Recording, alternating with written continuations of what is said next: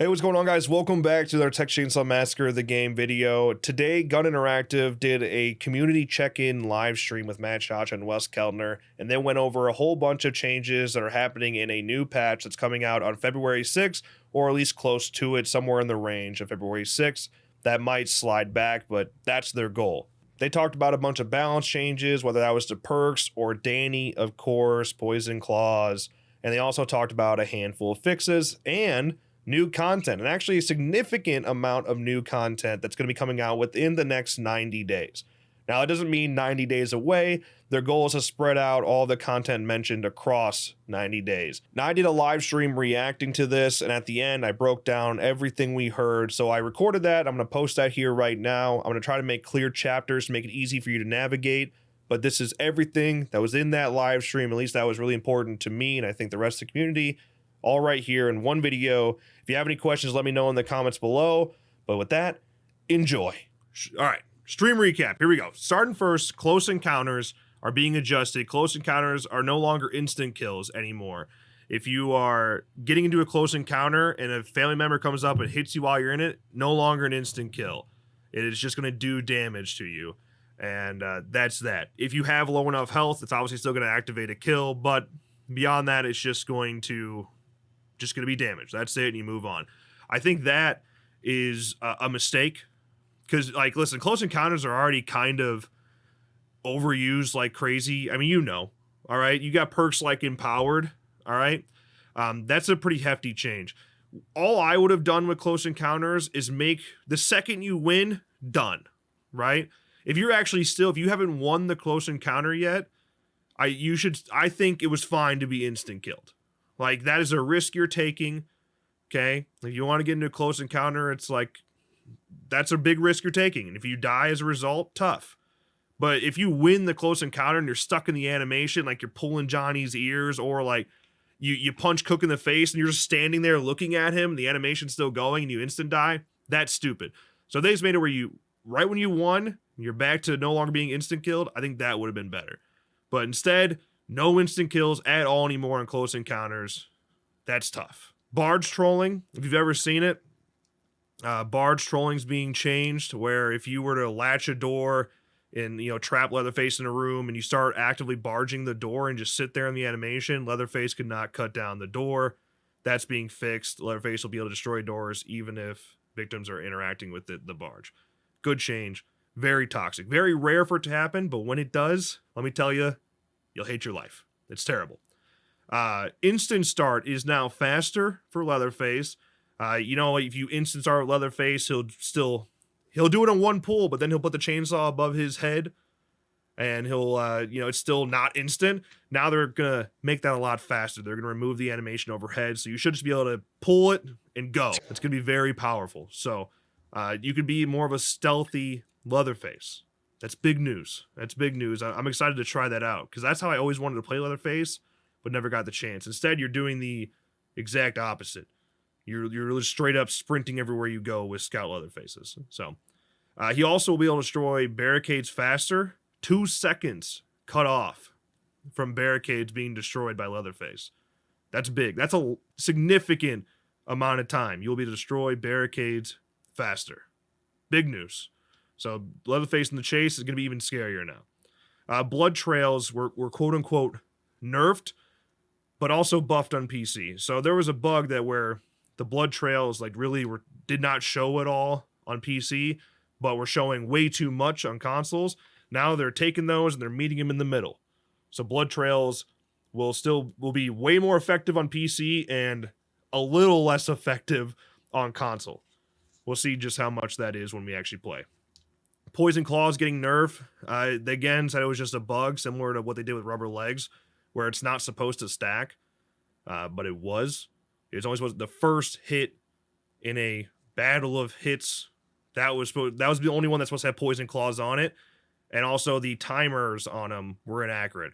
I think they're 5, 10, 15. They're supposed to be 2, 6, and 8. I think is what he said on stream, but we'll see when the actual patch notes come out. Confusing Mechanic is getting buffed. Confusing Mechanic only worked in the battery and the gen. It's basically it's the same perk for family as Saboteur. Now they can use it on Fuse and Valve, where it'd be harder to turn those back on and when they're shut off. Easily Tuckered Out, getting nerfed to 10, 25, and 40% when it comes to stamina, swinging your weapon and stamina drainage. Easily Tuckered Out's not nearly as meta as it used to be. Let's get through all this stuff. Choose Flight, this is the big one. All right, Choose Flight is no longer charge-based. You get one charge technically now with Choose Flight. You used to be able to get 3, where you get a full stamina replenish 3 times in the game. Now it's 1 time. At level 1, it's 50% of your stamina back. At level 2, it's 75% of your stamina back. And at level 3, it's 100%. So now you actually have to be really smart with how you're going to use your Choose Flight. You're not going to be able to take 3 stacks and run all the way down the driveway and never stop sprinting. Now you actually have to be smart in how you use your stamina. I like that change. I think that's fair.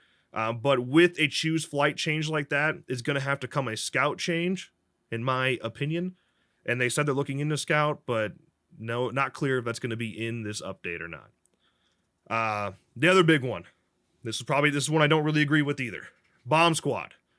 Bomb Squad is doing the opposite, where now it will be charge-based. So no word if they're changing the speed at all. But Bomb Squad now, you don't need a bone scrap, take out a trap. You can only, at level 1, you use it 1 time. Level 2, use it 2 times. Level 3, use it 3 times. Huge change. Like, Bomb Squad is gonna probably fall out of the meta. Like that's almost to the point where it's not even worth using. They also at the same time hinted that there might be a new family member that has other traps that Bomb Squad affects. So now you're talking Hitchhiker, Nancy, and potentially another family member that all can put down traps that are affected by Bomb Squad, but you can only use it total of 3 times. That's tough, dude. Like I would have left it unlimited, but just it's the speed. The speed of Bomb Squad was what killed me. Like you could take it out in less than a second. You know, like that's crazy. So just make this, it should be, I think at level 1, it should be, okay, no bone scrap, take it out, but it's 50% slower. Level 2 is 25% slower. Then at level 3, it's the same speed it would be if you had a bone scrap, but you just don't need a bone scrap. That should be the point of the perk. No bone scrap. Not about it being fast as shit. You know, you don't need both buffs there. So that's how I would change it. I don't think making it charge based, that might be a little bit too hefty of a nerf.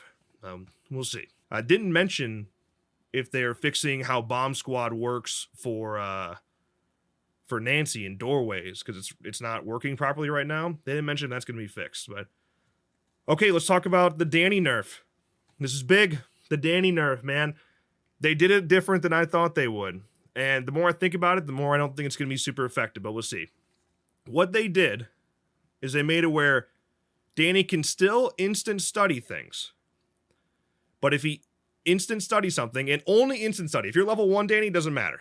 But if you instant study an item, like the generator, the battery, the valve, the fuse, you can no longer tamper it. If you instant study, you cannot tamper it. But the reason I don't think that's going to be very effective is because, like, let's talk about a good example in Nancy's house. The valve spawns at the garden, and the generator spawns at the garden as well. It's right outside the garden door.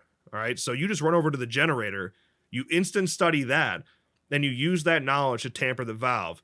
You won't even notice a difference. Like, that's really... I like it that you can't just completely instantly study and tamper in the same go. That's nice.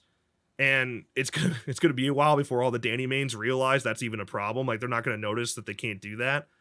But yeah, that's kind of a weird fix, and I don't know if that's the route I would have gone with it.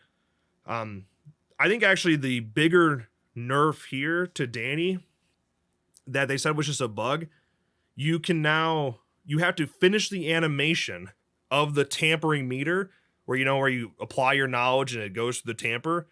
You have to watch that animation finish.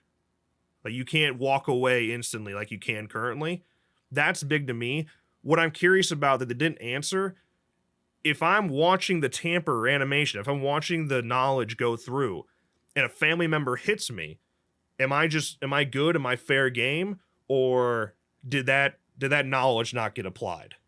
So I imagine the tamper's still fine. The tamper goes through and you just break out of the animation and it still goes through. But they didn't really make that clear. But yeah, Danny Nerf may be effective. I really don't think it's going to be as effective as they might think. They're making it where it's 2 prompts now.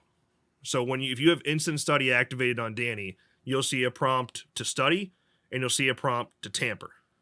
You do not have to study that to tamper it. If you do study it, you can't tamper it. Makes sense? If you tamper it, you can't study it. So, there you go. All right, let's go to the fun stuff. Our breakdown continues here. Content. Lot of new content here. They said everything here, all this content will be released within 90 days. They said they're going to spread it out over the course of 90 days, but all of it will be within 90 days. That puts us into like end of March, early April, I think is what you're looking at. Execution packs. All right, not just an execution pack, but execution packs. There'll be multiple. Not so sure if they're going to continue execution packs the same way they did before, where one execution pack is 1 kill per family member, or they're going to start doing like Nancy execution pack, 3 kills for Nancy, whatever. We'll see. But they did also say they're going to be much more brutal. They said they let Ronnie go crazy. They're going to be a lot more brutal. So, I don't know if you'll see dismemberment, but, you know, we saw like Nancy's mocap where you had victims taking a shot to the nuts, all right? I think that's probably what they mean by a little bit of brutality. Weapon skins, they're adding weapon skins. I can't imagine those are too crazy. There'll probably be recolors, which that's all right. On weapon skins, what do you do? It's better than nothing, right? You don't have to buy them. If you don't want your weapon to be skinned, just don't buy them. But yeah, like what cooks and they get a different colored broom handle? That's probably as far as you can go with that, right? You can't just spice that broom handle up too much. This was really cool, and I think this is being slept on a little bit. They mentioned that they're doing cosmetic packs. They're working on several cosmetic packs, and they're working with Art Bully to do them. Now, Art Bully is the real deal. Like, go look at Art Bully. Look them up right now. They designed a lot of the Jasons, and since they did F13, they've grown a lot. And Art Bully does some really cool shit. Like, really talented dudes over there. They are going to kill it in that category. When they can do unique cosmetics and they're just going crazy with them, they're going to do a great job. So this little recolor thing that everyone is upset about, which rightfully so in my opinion, you know, you pay $5 for a pack and you basically just have one outfit with 10 different recolors.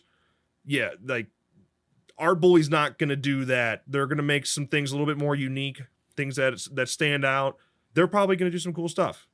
And probably more unique than what we've seen so far. And it could actually lead to some fun things. You know? Not just the same old boring type of cosmetics. We'll see. But that gives me a lot of confidence in future cosmetic packs. They talked about the museum mode. This doesn't sound exactly like I thought it was going to be. I'm a little... Just based on their description, I could be wrong.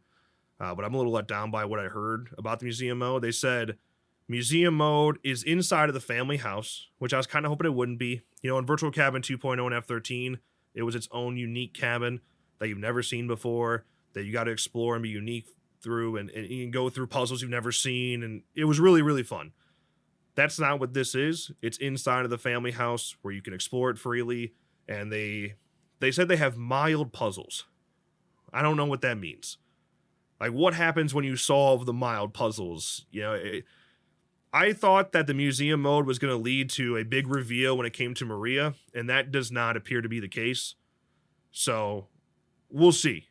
We'll see how that actually goes. But it looks like you're just going to explore the family house and see a whole bunch behind the scenes for both the original movie and the game itself.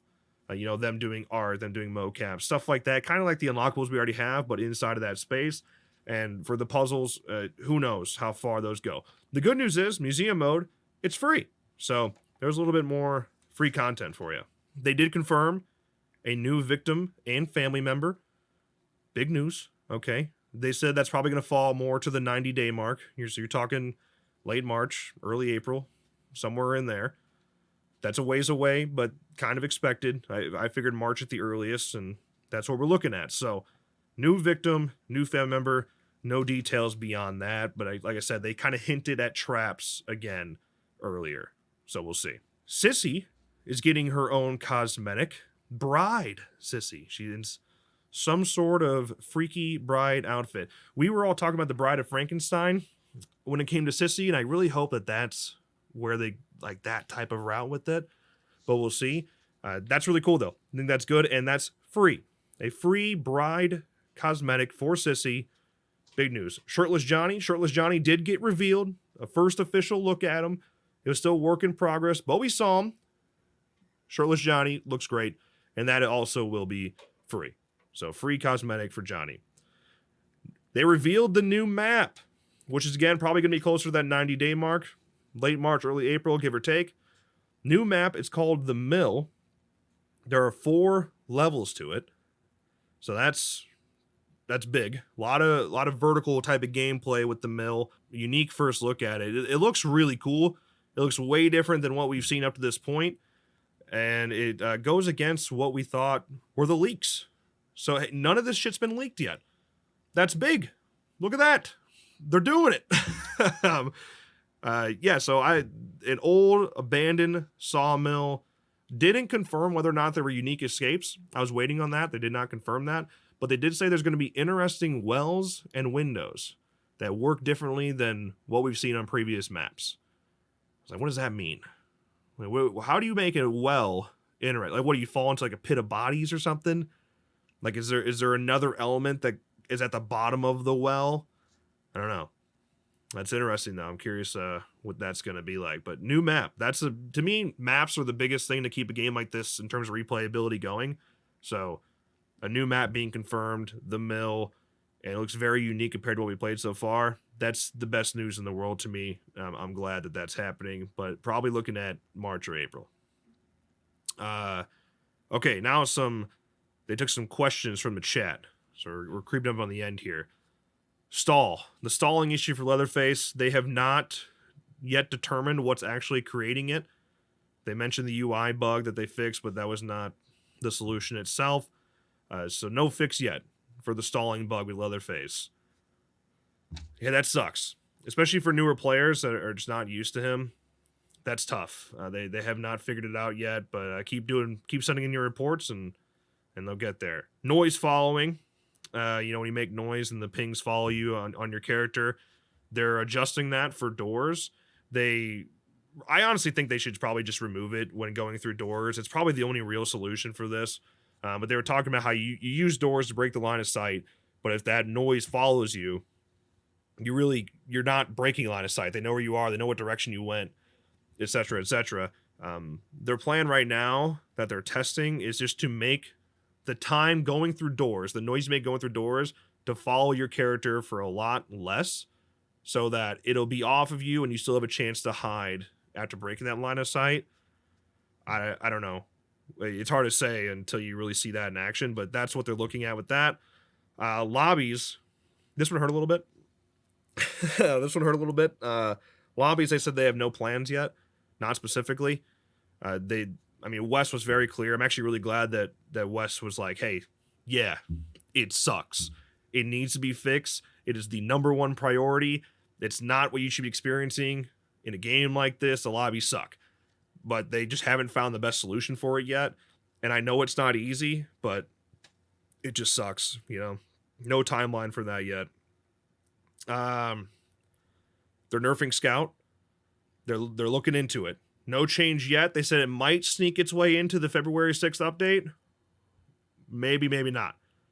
We'll see. But like I said, if you're going to nerf the hell out of Choose Flight, you're going to have to nerf Scout too. And probably Wireframe.